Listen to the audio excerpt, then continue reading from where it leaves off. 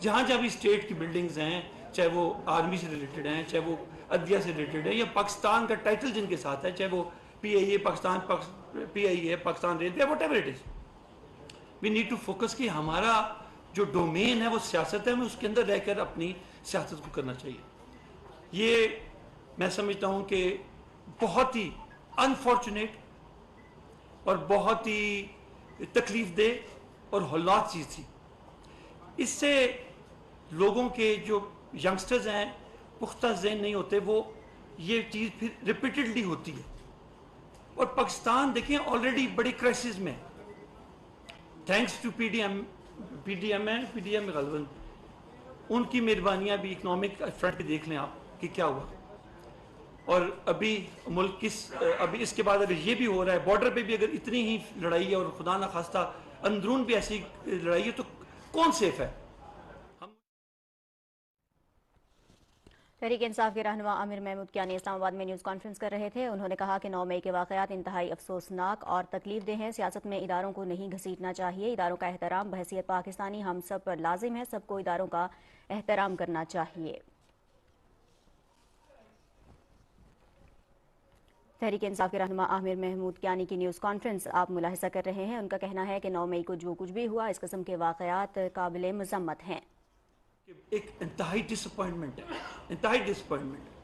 کہ میں نے جس سفر پہ 27 سال اپنے مکمل کیے، وہ ابرپٹلی یہ واقعات ہونے تھے، یہ معاملات ہونے تھے. اور مجھے سیاست سے میں پی ٹی آئی کی بات نہیں کر رہا، میں سیاست کی بات کر رہا ہوں.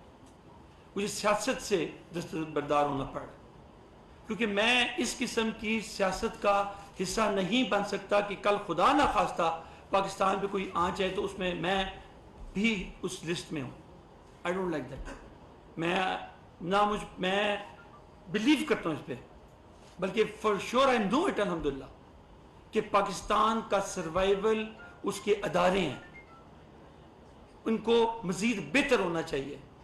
ٹرو، بٹ ان اداروں نے آج تک آپ کی سرحد، آپ کے سارے بارڈرز جب بھی مشکل پڑی ہے انہوں نے اپنی جانیں دی ہیں. تنخواہیں کیا ہیں؟ میرا خیال ہے کسی افسر کی 80,000، دوسرے کی 90,000، سپاہی کی 40-45,000.